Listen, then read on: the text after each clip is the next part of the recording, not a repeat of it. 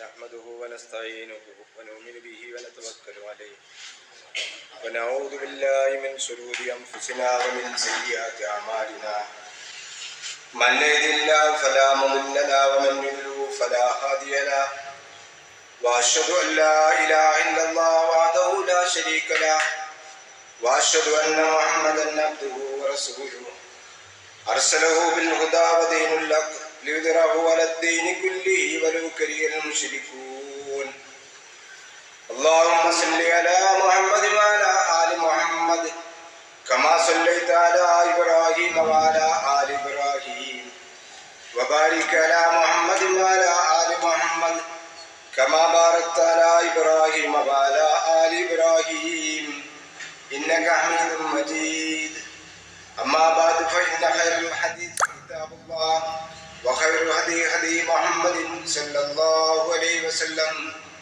وشر الأمور محدثاتها وكل محدثة بدعة وكل بدعة ضلالة وكل ضلالة في النار أيها الناس اتقوا الله حق تقاته ولا تموتن إلا وأنتم مسلمون.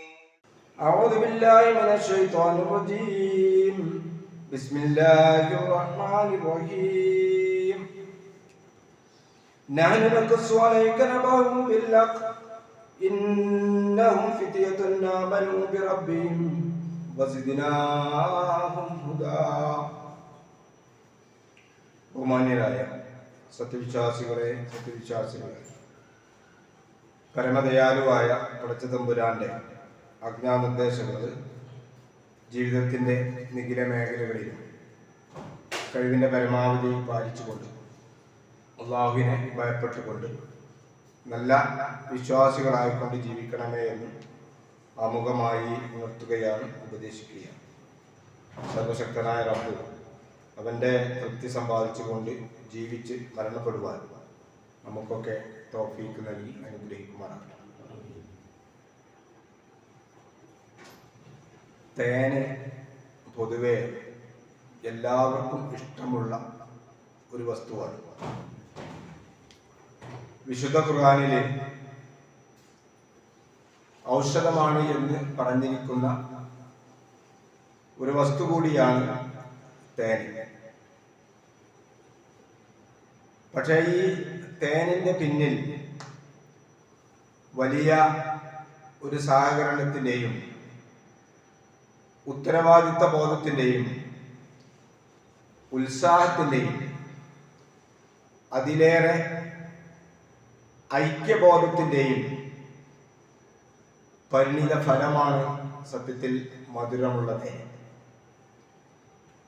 ഇപ്പൊ തേനീച്ചയെ കുറിച്ച് വിശുദ്ധ ഖുർആനിൽ അള്ളാഹുവിന്റെ പരാമർശം നമുക്ക് കാണാൻ സാധിക്കും.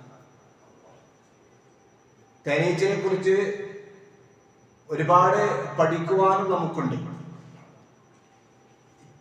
ഈ തേനീച്ചകളിലെ ഐക്യബോധം മനുഷ്യരായ നമ്മളും ആ ബോധം നമ്മളിൽ ഉണ്ടാവുകയാണ് എങ്കിൽ അതിൻ്റെ അനന്തരഫലമായി വരുന്നത് മധുരമുള്ള അനുഭവങ്ങളായിരിക്കും.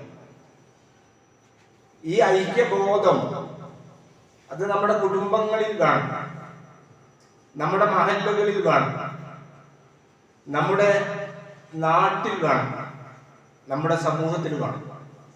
ഒരു മനുഷ്യൻ ഇടപെടുന്ന ഏതെല്ലാം മേഖലകളുണ്ടോ അവിടെ ഐക്യമുണ്ടാവുകയാണെങ്കിൽ നമുക്ക് സന്തോഷിക്കുവാനുള്ള മധു നുകരുവാൻ നമുക്ക് സാധിക്കും.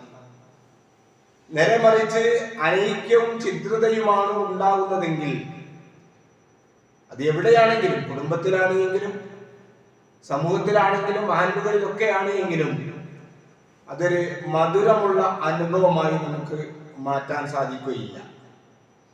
ഞാൻ സൂചിപ്പിക്കുന്നത് നമ്മുടെ ഐക്യബോധം നമ്മുടെ നാട്ടിലുണ്ടായ അല്ലെങ്കിൽ പല നാടുകളിലും ഉണ്ടായിക്കൊണ്ടിരിക്കുന്ന ഈ ഐക്യബോധമുണ്ടല്ലോ, അത് നമ്മുടെ ലക്ഷ്യം നേടുവാൻ നമ്മെ സഹായിക്കുന്നു എന്നുള്ളതാണ് ഈ അനുഭവങ്ങൾ നമ്മെ പഠിപ്പിക്കുന്നത്. ഒരേ യുവാവായ ചെറുപ്പക്കാരന് അദ്ദേഹത്തിന്റെ പ്രയാസകരമായ രോഗാവസ്ഥയിൽ നിന്നും ചെറിയ ഒരു മാറ്റം ഉണ്ടാക്കുന്നതിന് വേണ്ടി നമ്മുടെ നാട് ഐക്യത്തോടുകൂടി ഒരുമിച്ചപ്പോൾ നമുക്ക് അൽഹംദുലില്ലാ ആ ലക്ഷ്യം നേടാൻ സാധിച്ചു എന്നുള്ളത് വളരെ തേൻ പോലെ മധുരമുള്ള ഒരു അനുഭവമാണ്. അതിൻ്റെ പിന്നിൽ പ്രവർത്തിച്ച മുഴുവൻ ചെറുപ്പക്കാരെയും, എന്തിനേറെ സഹോദരിമാർ അടക്കമുള്ള യുവത്വത്തിന്റെ പ്രസരിപ്പ് നഷ്ടപ്പെട്ടിട്ട് പോലും യുവാക്കളെ പോലെ പണിയെടുത്ത പ്രായമുള്ള ആളുകളുണ്ട്. എല്ലാവർക്കും അള്ളാഹു തക്കതായ പ്രതിഫലം നൽകി അനുഗ്രഹിക്കുമാറാകട്ടെ എന്ന് ആത്മാർത്ഥമായി പ്രാർത്ഥിക്കുകയാണ്. ഇവിടെ എൻ്റെ പ്രിയപ്പെട്ട സഹോദരന്മാരെ, ഈ രംഗത്ത് പലപ്പോഴും ഇതുപോലുള്ള രംഗങ്ങളിൽ, ജീവൽ ഭരണ രംഗങ്ങളിൽ അല്ലെങ്കിൽ രക്ഷാപ്രവർത്തനങ്ങളിൽ, നമ്മുടെ രാജ്യങ്ങളിൽ ഉണ്ടാകുന്ന പ്രകൃതി ദുരന്തങ്ങളിൽ, അപകടങ്ങളിൽ എല്ലാം മറന്നുകൊണ്ട് പ്രവർത്തിക്കുന്ന വലിയൊരു വിഭാഗമാണ് നമ്മുടെ യുവസമൂഹം. പലപ്പോഴും ആളുകൾ യുവാക്കളെ കുറ്റപ്പെടുത്താനാണ് പരിശ്രമിക്കാറ്. അവൻ ശരിയല്ല, ആ യുവാക്കൾ ശരിയല്ല എന്ന് പറഞ്ഞുകൊണ്ട് അവരെ ചെറുതാക്കാൻ വേണ്ടി പലപ്പോഴും ശ്രമിക്കുന്നത് കാണാൻ പറ്റും. പക്ഷെ എനിക്ക് തോന്നുന്നത് യുവാക്കളായിട്ടുള്ള ആളുകള് അവരുടെ വളരെ പരിശ്രമ ഫലമായി കൊണ്ടാണ് ഇത്തരം സന്നിഗ്ധ ഘട്ടങ്ങളിൽ പലതും നേടുവാൻ നമുക്ക് സാധിക്കുന്നത് എന്നുള്ളതാണ് വളരെ പച്ചയായ ഒരു പരമാർത്ഥം. അത് നമുക്ക് ഉരുൾപൊട്ടലുകളിൽ കാണാൻ സാധിക്കും. വലിയ വലിയ അപകടങ്ങൾ ഉണ്ടാകുമ്പോൾ, അവിടെ ആശുപത്രികളിൽ രക്തം വേണം എന്നുള്ള അറിയിപ്പുണ്ടാകുമ്പോൾ ചെറുപ്പക്കാരുടെ, യുവാക്കന്മാരുടെ നീണ്ട നിരയാണ് നമ്മൾ കാണുന്നത് രക്തം കൊടുക്കാൻ വേണ്ടി. അവരവരുടെ ബന്ധുക്കളല്ല, അയൽവാസികളല്ല, പരിചയക്കാരല്ല.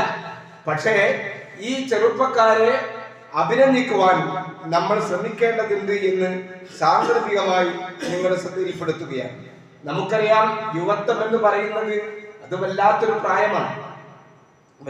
പ്രായമാണ്. സൂര്യനെ പോലെയാണ് ചില ആളുകൾ അതിന് ഉപമിച്ചിരിക്കുന്നത്. സൂര്യന്റെ ഒരു ഉദയ സമയമുണ്ട്, അസ്തമയ സമയവുമുണ്ട്. അതിന്റെ രണ്ടിന്റെയും ഇടയിലുള്ള ജ്വലിച്ചു നിൽക്കുന്ന സമയമാണ് യുവത്വത്തിന്റെ കാലഘട്ടം. സൂര്യൻ ഉദിക്കുക എന്ന് പറയുമ്പോൾ അത് നമ്മുടെ ബാല്യകാലമാണ്, കുട്ടിക്കാലമാണ്.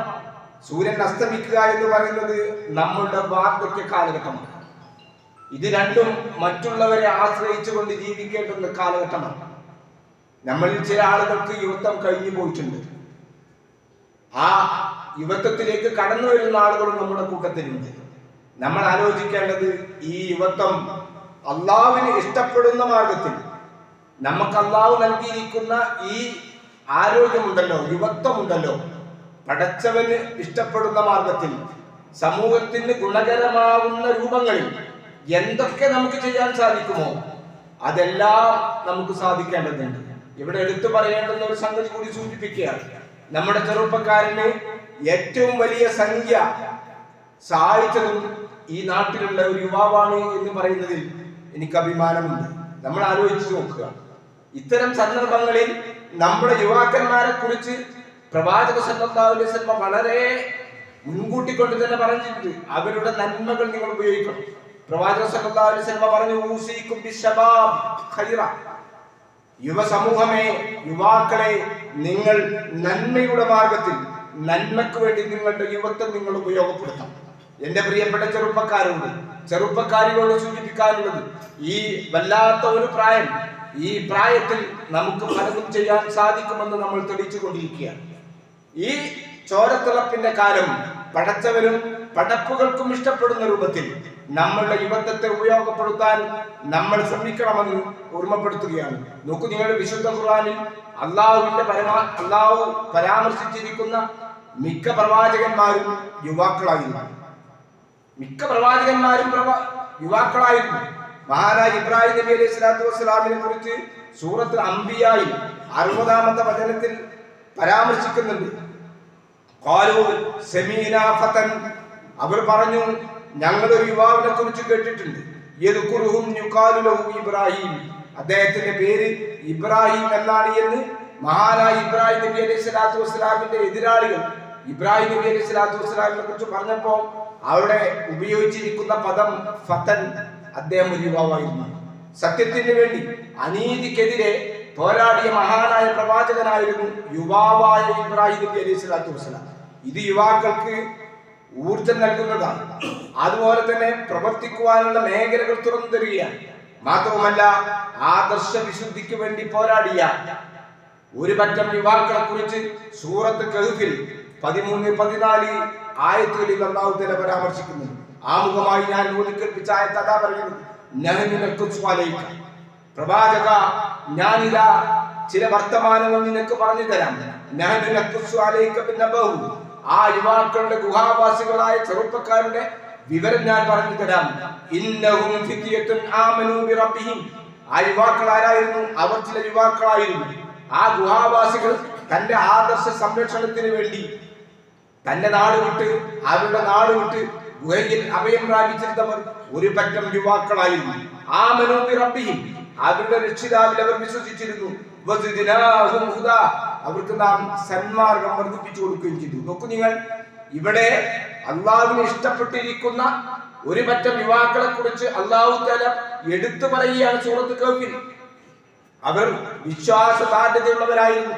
താൻ വിശ്വസിക്കുന്ന ആദർശത്തിന് വേണ്ടി, തങ്ങൾ വിശ്വസിക്കുന്ന ആദർശത്തിന് വേണ്ടി സ്വദേശം വിട്ടുകൊണ്ട് പോയ, ഗുഹയിൽ അഭയം പ്രാപിച്ച ഒരു പറ്റം ചെറുപ്പക്കാരെ കുറിച്ചാണ് വിശുദ്ധ ഖുർആനിലൂടെ പരാമർശിക്കുന്നത്. നിങ്ങൾ നോക്കൂ, മഹാനായ പ്രവാചകൻ റസൂലുള്ളാഹി സ്വല്ലല്ലാഹു അലൈഹി വസല്ലമയുടെ സഹാബാക്കളെ കുറിച്ച് ചരിത്രം നമ്മൾ പഠിച്ചു നോക്കുക. മിക്ക സഹാബികളും ചെറുപ്പക്കാരായ സഹാബികളായിരുന്നു.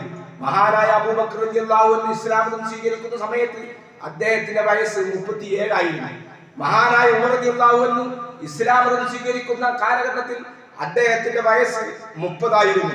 അതുപോലെ തന്നെ മഹാനായ മുസ്അബ് റളിയല്ലാഹു അൻഹു മക്കയിൽ നിന്നും മദീനയിലേക്ക് അംബാസഡറായി പ്രവാചകൻ സ്വല്ലല്ലാഹു അലൈഹി വസല്ലം യസ്രിബിലേക്ക് പറഞ്ഞയച്ച, പ്രവാചകത്തിന്റെ ദൗത്യം നിർവഹിക്കുവാൻ വേണ്ടി, ദഅവത്ത് നടത്തുവാൻ വേണ്ടി പറഞ്ഞയച്ച മഹാനായ മുസ്അബ് റളിയല്ലാഹു അൻഹു മരണപ്പെടുമ്പോൾ, രക്തസാക്ഷിയാകുമ്പോൾ അദ്ദേഹത്തിന്റെ വയസ്സ് 40 ആയിരുന്നു. യുവാവായിരുന്നു. അങ്ങനെ ഒട്ടനവധി സഹാബികളുടെ ചരിത്രം നമുക്ക് മഹാനായ ഗവർണർ മുആദ് ബിൻ ജബൽ റളിയല്ലാഹു അൻഹു ഗവർണറായി മഹാനായ പ്രവാചകൻ സ്വല്ലല്ലാഹു അലൈഹി വസല്ലം യമനിലേക്ക് അയക്കുമ്പോൾ അദ്ദേഹത്തിന്റെ വയസ്സ് വെറും 20 ആയിരുന്നു. റസൂലുള്ളാഹി സ്വല്ലല്ലാഹു അലൈഹി വസല്ലം വഫാത്താവുന്ന സമയത്ത് ഒരു സൈന്യത്തെ പ്രവാചകൻ സ്വല്ലല്ലാഹു അലൈഹി വസല്ലം അയക്കുന്നുണ്ട്. ആ സൈന്യത്തിന്റെ സൈന്യാധിപൻ ഉസാമ റളിയല്ലാഹു അൻഹു ആയിരുന്നു. അദ്ദേഹത്തിന്റെ വയസ്സ് 18 ആയിരുന്നു. ഞാൻ സൂചിപ്പിക്കുന്നത്, ഇസ്ലാമിക ചരിത്രത്തിൽ യോദ്ധാക്കന്മാരായ യുവാക്കന്മാരുടെ ചരിത്രങ്ങൾ ധാരാളമായി നമുക്ക് കാണാൻ സാധിക്കും. ആ പ്രവാചകന്റെയും പ്രവാചകന്റെ അനുചരന്മാരുടെയും മാതൃകയാണ് പ്രിയപ്പെട്ട സഹോദരന്മാരെ നമ്മുടെ ജീവിതത്തിൽ നമുക്ക് ഊർജ്ജം നൽകുന്നത്. അതാണ്, പ്രവർത്തിക്കുവാനുള്ളതാണ് യുവത്വം. ആ യുവത്വം നന്മയുടെ മാർഗത്തിൽ ഇതുപോലുള്ള ജീവൻ രക്ഷാപ്രവർത്തനവുമായി ബന്ധപ്പെട്ട കാര്യങ്ങൾക്കാണെങ്കിലും ഒരു മനുഷ്യനെ, ഒരു യുവാവിനെ രക്ഷപ്പെടുത്തുവാനുള്ള എന്തെല്ലാം നമുക്ക് ചെയ്യാൻ സാധിക്കുമോ അതിനെല്ലാം അഹോരാത്രം പരിശ്രമിച്ച എന്റെ പ്രിയപ്പെട്ട യുവാക്കൾ, എന്റെ നാട്ടിലെ പ്രിയപ്പെട്ട യുവാക്കൾ, അവരെ ഒന്നുകൂടി അഭിനന്ദിക്കുവാൻ ഞാൻ ഈ സന്ദർഭം ഉപയോഗപ്പെടുത്തുകയാണ്. ഇവിടെ ഈ യുവത്വം നന്മക്ക് വേണ്ടിയായിരിക്കണം നമ്മൾ ഉപയോഗപ്പെടുത്തേണ്ടത്. ഇവിടെ ഈ യുവാക്കളെ കുറിച്ച് പറയുമ്പോൾ, ഒരു 2018 മരണപ്പെട്ട ഓസ്ട്രേലിയയിലുള്ള അലി ബനാത്ത് എന്ന് പറയുന്ന ഒരു ചെറുപ്പക്കാരന്റെ ചരിത്രം കൂടി നിങ്ങളുടെ സന്ദർഭത്തിൽ നിങ്ങൾ ശ്രദ്ധയിൽപ്പെടുത്തുകയാണ്. ആരായിരുന്നു അലി ബനാത്ത്? നിങ്ങൾക്കറിയോ? ആസ്ട്രേലിയയുടെ തലസ്ഥാനമായ സിഡ്നിയിൽ ജനിച്ച ഈ മനുഷ്യൻ, 29 വയസ്സുകാരനായ ഈ യുവാവ് വലിയ ധനാഢ്യനായിരുന്നു, കോടീശ്വരനായിരുന്നു. അദ്ദേഹത്തിന് ലക്ഷക്കണക്കിന് വില വരുന്ന എത്രയോ സ്പോർട്സ് കാറുകൾ ഉണ്ടായിരുന്നു. എത്രയോ അദ്ദേഹത്തിന്റെ മറ്റ് ആഡംബര വസ്തുക്കളുള്ള വലിയ ഒരു മുതലാളിയായ ചെറുപ്പക്കാരൻ. ഈ ചെറുപ്പക്കാരൻ ഒരിക്കൽ ചില അസുഖം ടെസ്റ്റ് നടത്തിയപ്പോൾ ഡോക്ടർമാർ പറഞ്ഞു, ഇതാ 3ാം സ്റ്റേജിലെത്തിയിരിക്കുന്ന ക്യാൻസർ ബാധിതനാണ് താങ്കൾ. 3ാം സ്റ്റേജിലെത്തിച്ചു. അലി ബനാത്ത് കോടീശ്വരനാണ് അദ്ദേഹം. ആ മനുഷ്യൻ, ആ ചെറുപ്പക്കാരൻ പിന്നീട് അദ്ദേഹത്തിന്റെ ജീവിതം മാറ്റുകയാണ്. ഡോക്ടർമാർ ഒരു കാര്യം കൂടി അദ്ദേഹത്തോട് പറഞ്ഞു, ഈ ഏകദേശം 7 മാസം വരെയാണ് താങ്കൾക്ക് ഈ ദുനിയാവിൽ ജീവിക്കാൻ പറ്റുള്ളൂ. അദ്ദേഹം തനിക്ക് നൽകിയ പടച്ച തമ്പുരാൻ നൽകിയിരിക്കുന്ന ക്യാൻസറിനെ ഗിഫ്റ്റായി സ്വീകരിച്ചുകൊണ്ട്, ഒരു സമ്മാനമായി സ്വീകരിച്ചുകൊണ്ട് അദ്ദേഹത്തിനുണ്ടായിരുന്ന എല്ലാ മുതലുകളും ആഫ്രിക്കയിലുള്ള ദരിദ്ര രാജ്യങ്ങളിലേക്ക് അദ്ദേഹം ചാരിറ്റി പ്രവർത്തനത്തിന് വേണ്ടി പിന്നിട്ടിരിക്കുകയാണ്. അവിടെ ഉണ്ടായിരുന്ന പാവപ്പെട്ട മനുഷ്യന്മാരെ, പാവപ്പെട്ട വിധവകളെ, പാവപ്പെട്ട അനാഥ കുട്ടികൾക്ക് വേണ്ടിയുള്ള പല പല മാർഗങ്ങളിലൂടെ പലതും ചെയ്തുകൊണ്ട് 3 വർഷം കൂടി അദ്ദേഹം ജീവിച്ചു. ഇത് നമുക്ക് നൽകുന്നൊരു പാഠമുണ്ട്. അലി ബരാത്ത് നൽകുന്ന പാഠം കാര്യമാണ്. നമ്മളുടെ എല്ലാവിധ സമ്പത്തുകളും, എല്ലാവിധ ആഡംബരങ്ങളും, എല്ലാവിധ സുഖ സൗകര്യങ്ങളും, എത്ര വലിയ കോടീശ്വരനാണെങ്കിലും ഒരു ടെസ്റ്റ് റിസൾട്ട് നമുക്ക് കിട്ടിയാൽ മതി, നമ്മൾ തളർന്നു പോകും, നമ്മൾ ഒന്നുമല്ലാതെ ആയിത്തീരും. ഇത് അലി ബരാത്ത് നമ്മെ പഠിപ്പിക്കുകയാണ്. അദ്ദേഹം പറയുന്നുണ്ട് അദ്ദേഹത്തിന്റെ ജീവിത ചരിത്രത്തിൽ, ഞാൻ ഒരുപാട് ഞാൻ നേടിയിട്ടുണ്ട്. പക്ഷേ ഈ നേട്ടങ്ങളെല്ലാം എനിക്ക് ഉപകാരപ്പെടുമോ എന്ന് എനിക്കറിയില്ല. ഇത് നോക്കണം നിങ്ങൾ. അദ്ദേഹത്തിന്റെ സുഹൃത്തുക്കൾ എന്ന് പറയുന്നുണ്ട്, ഈ ജീവക്കാരന്റെ പ്രവർത്തനവുമായി മുന്നേറിയപ്പോ അലി ബരാത്ത് താങ്കൾ ഒരു സ്വർഗത്തിന്റെ അവകാശിയായി തീരുമോ എന്ന് ഞങ്ങൾക്ക് തോന്നുന്നുണ്ട്, അത്രയും പ്രവർത്തനമാണല്ലോ. അപ്പൊ അദ്ദേഹം തിരിച്ചു ചോദിക്കുന്ന ചോദ്യം എന്താണെന്നറിയോ? എന്റെ പ്രിയപ്പെട്ട സഹോദരന്മാരെ, എനിക്ക് പടച്ച തമ്പുരാൻ നൽകിയിരിക്കുന്ന അനുഗ്രഹങ്ങൾക്ക് ഇത് ശുക്രായി തീരുമോ എന്ന് ഞാൻ ഭയപ്പെടുകയാണ്. ഇത് മതിയാവുകയില്ലല്ലോ എന്നാണ്. എന്റെ പ്രിയപ്പെട്ട യുവാക്കളെ, നമ്മൾ ആലോചിക്കുക. പിന്നീട് അദ്ദേഹം 33-ാമത്തെ വയസ്സിൽ 3 വർഷം കൂടി അദ്ദേഹം ജീവിച്ചു. ഡോക്ടർമാർ പറഞ്ഞ ആ വയസ്സിനേക്കാൾ 3 വയസ്സ് കൂടി അദ്ദേഹം ജീവിച്ച് 2018 റമദാൻ മാസത്തിലെ അവസാന ദിനങ്ങളിലാണ് അദ്ദേഹം ലോകത്തോട് ഇവിടെ പറയുന്നത്. ഞാനിത് സൂചിപ്പിച്ചത്, എന്റെ ചെറുപ്പക്കാരായിട്ടുള്ള ആളുകളെ, നമുക്ക് വല്ല പ്രതീക്ഷകൾ ഉണ്ടാവും, നമുക്ക് വല്ല പ്ലാനുകളും ഉണ്ടാവും. ആ പ്ലാനുകളൊക്കെ ഒരു നിമിഷം കൊണ്ട് പോകുന്നില്ലേ? ഇപ്പൊ അടുത്ത ദിവസം നമ്മുടെ തൊട്ടടുത്ത പ്രദേശത്ത് ഒരു സഹോദരി മരിച്ചു. ആ സഹോദരിയുടെ മകൾ വിദേശത്തേക്ക് കൊണ്ടുപോകാൻ പാസ്പോർട്ട് എടുത്തിട്ടുണ്ട്. ഉംറക്ക് കൊണ്ടുപോകാനുള്ള എല്ലാ തയ്യാറെടുപ്പോടുകൂടി മകൾ വരാൻ വേണ്ടി നിൽക്കുകയാണ്. പക്ഷേ ജോലി ചെയ്യുന്ന സ്ഥലത്ത് കുഴഞ്ഞു വീട് മരിക്കുന്നു. 2 ദിവസം മുമ്പ് മംഗളയിൽ നിന്നുള്ള ഒരു വാർത്ത നിങ്ങൾ വായിച്ചിട്ടുണ്ടാവും ഇല്ലേ? ഭാര്യ മരിച്ചു. ആ ഭാര്യയുടെ മയ്യത്ത് നമസ്കരിക്കാൻ വേണ്ടി ഭർത്താവ് ജനാസകളുടെ മുമ്പിൽ നിന്നും മയ്യത്ത് നമസ്കരിക്കാൻ വേണ്ടി നിൽക്കുകയാണ്. ആ സമയത്താണ് അദ്ദേഹത്തിന് നെഞ്ചുവേദന വരുന്നു. ആ സ്വന്തം ഭാര്യയുടെ മയ്യത്ത് നമസ്കരിക്കാൻ ആ ഭർത്താവിന് സാധിക്കുന്നില്ല. പകരം മകനാണ് മയ്യത്ത് നമസ്കരിക്കുന്നത്. ഈ ഭർത്താവ് മരിച്ചു വീഴുകയാണ്. എന്റെ പ്രിയപ്പെട്ട സഹോദരന്മാരെ, സഹോദരികളെ, നമ്മളുടെ പ്ലാനുകളെല്ലാം നടക്കുക. നമ്മൾ ആലോചിക്കുക, ജീവിതത്തിൽ അള്ളാഹു നമുക്ക് നൽകിയിരിക്കുന്ന ആയുസ്സുണ്ടല്ലോ, ഈ ആയുസ്സിൽ പരമാവധികൾ നന്മകൾ ചെയ്തുകൊണ്ട്, അള്ളാഹുവിനോടുള്ള കടമകളും മനുഷ്യരോടുള്ള കടപ്പാടുകളും നിർവഹിച്ചുകൊണ്ട് ജീവിച്ച് മരിക്കുക എന്നുള്ളതാണ് നമ്മുടെ ജീവിതത്തിന്റെ ലക്ഷ്യം. അതിനുവേണ്ടിയുള്ള പണികൾ നമ്മൾ എടുക്കണം. അതുകൊണ്ടാണ് റസൂൽ പറഞ്ഞത്, യുവാക്കളോട് പ്രത്യേകിച്ച് പറഞ്ഞു, 5 കാര്യങ്ങൾ എത്തുന്നതിന് മുമ്പ് എന്റെ യുവസമൂഹമേ, നിങ്ങൾ ഇതാ ഉപയോഗപ്പെടുത്തേണ്ടതുണ്ട്. വാർദ്ധക്യം വരുന്നതിന് മുമ്പ് നിങ്ങളുടെ യുവത്വം. വാർദ്ധക്യം വന്നാൽ എന്താ? നമ്മളുടെ മനസ്സെത്തുന്നിടത്തേക്ക് നമ്മുടെ കാലെത്തുകയില്ല.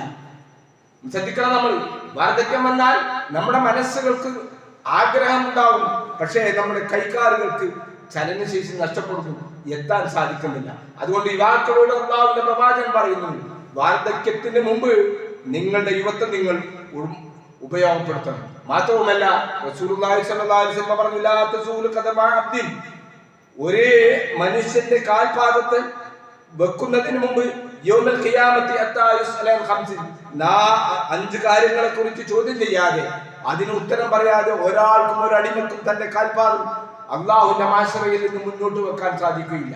അതിലൊന്ന് റസൂലുള്ളാഹി എണ്ണിയിരിക്കുന്നത് എന്താ? അള്ളാഹു നമുക്ക് നൽകിയിരിക്കുന്ന ആയുസ് 30, 40, 50 ഒക്കെ വയസ്സ് വരെ, 60 ഒക്കെ വയസ്സ് വരെ ജീവിക്കാൻ പടച്ച തമ്പുരാൻ നമുക്ക് തൗഫീഖ് നൽകിയിട്ട്, പടച്ചവന് തൃപ്തികരമായ പ്രവർത്തനങ്ങൾ നമുക്ക് സമയം കണ്ടെത്താൻ നമുക്ക് സാധിക്കുന്നില്ല എങ്കിൽ അതിന് നമ്മൾ കൃത്യമായി മറുപടി പറയേണ്ടി വരും. നിന്റെ വയസ്സ് നീ എന്തിനാണ് നശിപ്പിച്ചിരിക്കുന്നത്? നിന്റെ യുവത്വത്തെ അള്ളാഹുവിന്റെ പ്രവാചകൻ എടുത്തു പറയുന്നത് എന്താ? അതൊരു വല്ലാത്ത പ്രായമാണ്, ചുറുചുറുക്കുള്ള പ്രായമാണ്, എങ്ങോട്ടും എന്തിനും ധൈര്യമുള്ള, മസിൽ പവറുള്ള, എല്ലാറ്റിനുമുള്ള കഴിവുള്ള സമയമാണ്. ഈ സമയം നന്മയ്ക്ക് വേണ്ടി നിങ്ങൾ ഉപയോഗപ്പെടുത്തണമെന്ന് അള്ളാഹുവിന്റെ പ്രവാചകൻ നമുക്ക് പഠിപ്പിച്ചു തരികയാണ്. മാത്രവുമല്ല അള്ളാഹുവിന്റെ അർശിന്റെ തണൽ ലഭിക്കുന്ന മഹാഭാഗ്യവാന്മാരുടെ കൂട്ടത്തിൽ പറഞ്ഞിരിക്കുന്ന ആരെ? ഒന്ന് യുവാക്കളെയാണ്. പ്രവാചകൻ സല്ലല്ലാഹു അലൈഹി വസല്ലം പറഞ്ഞു, അള്ളാഹുവിന്റെ അർശിന്റെ തണൽ ലഭിക്കുന്ന വിചാരണക്ക് വിധേയമാക്കുന്നതകം. അള്ളാഹുവിന്റെ പ്രവാചകൻ സല്ലല്ലാഹു അലൈഹി വസല്ലം പറയാണ് 7 വിഭാഗം ആളുകൾക്ക് അള്ളാഹുവിന്റെ അർശിന്റെ തണൽ ലഭിക്കും. അതിൽ ഒരാളാരാ? റസൂലുള്ളാഹി പറഞ്ഞിരിക്കുന്നത് ശാബുൻ നശഅ ഫീ ഇബാദത്തില്ലാഹി വഅല, അള്ളാഹുവിനെ മാത്രം ആരാധിച്ചുകൊണ്ട് ജീവിച്ച മനുഷ്യൻ. അപ്പൊ അള്ളാഹുവിനോടുള്ള കടമയും അള്ളാഹുവിനോടുള്ള സമർപ്പണവും അതുപോലെ തന്നെ നമ്മുടെ സംസൃഷ്ടികളായ മനുഷ്യരോടുള്ള പ്രയാസം അനുഭവിക്കുന്ന രോഗികളായ, സാമ്പത്തികമായി ബുദ്ധിമുട്ടുന്ന അനാഥകളും വിധവകളും സമൂഹത്തിൽ ആർക്കൊക്കെ സഹായങ്ങൾ ആവശ്യമുണ്ടോ അവർക്കൊക്കെ ഒരു കണ്ണീരൊപ്പാനുള്ള ഒരു കൈയായി നമ്മുടെ കൈകൾ മാറണം. അതിനുള്ള ഒരു മനസ്സായി നമ്മുടെ മനസ്സുകൾ മാറണം. ആർദ്രതയുള്ള ഒരു കണ്ണായി നമ്മുടെ കണ്ണുകൾ മാറണം. അനുകമ്പയുള്ള ഒരു മനസ്സിന്റെ ഉടമകളായി നമ്മൾ മാറണം. അങ്ങനെ വരുമ്പോൾ നമുക്ക് നാളെ പരലോകത്തിൽ സ്വർഗ്ഗം ലഭിക്കും. അങ്ങനെ ആർദ്രതയുള്ള നന്മയുടെ മാർഗത്തിൽ ഒരുമിക്കുന്ന യുവസമൂഹങ്ങളായി മാറുവാൻ അള്ളാഹു നമുക്ക് അനുഗ്രഹം നൽകുമാറാകട്ടെ. ഇവിടെ സഹായിച്ചിരിക്കുന്ന, അതിനുവേണ്ടി മുൻപന്തിയിൽ പ്രവർത്തിച്ചിരിക്കുന്ന മുഴുവൻ യുവാക്കളെ പോലെ പ്രവർത്തിച്ചിരിക്കുന്ന കാരണവന്മാരെയും സഹോദരിമാരെയും അള്ളാഹു അനുഗ്രഹിക്കുമാറാകട്ടെ. തക്കതായ പ്രതിഫലം നൽകി അനുഗ്രഹിക്കുമാറാകട്ടെ. ആ സഹോദരന്റെ അസുഖം അള്ളാഹു തആല സുഖപ്പെടുത്തുമാറാകട്ടെ.